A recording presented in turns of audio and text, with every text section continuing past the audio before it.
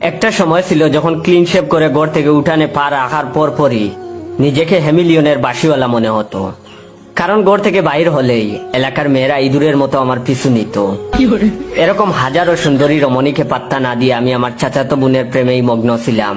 তাকে অনেক ভালো লাগতো, কিন্তু আমার পিছনে মেয়েরা ঘুরাঘুরি করত, সেটা তার পছন্দ ছিল না। তাই সে আমার চেহারার সৌন্দর্য কমানোর জন্য প্রতিদিন 30 মিনিট রোদের মধ্যে দাঁড় করিয়ে রাখতো কালো করার জন্য। একটা সময় চেহারার সৌন্দর্য কমে আমি কালো কুচকুচে হয়ে যাই।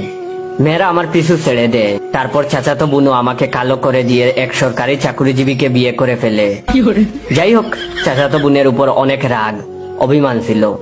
কিছুদিন আগে চাচাতো বোন অর্থাৎ আমার এক্স আমাদের বাড়িতে বেড়াতে আসে। আসার পর হঠাৎ একদিন বিকালে দেখি কারেন্টের শককে জ্ঞান হারিয়ে মাটিতে পড়ে আছে। তারপর আমি আমার পা থেকে জুতা খুলে 30 মিনিট পিটানির পর তার জ্ঞান ফিরে। এরপর এলাকার মানুষ এসে বলতেছে আমি না থাকলে নাকি তাকে বাঁচানো সম্ভব হতো না। এখন এলাকার মানুষও খুশি, আমিও খুশি।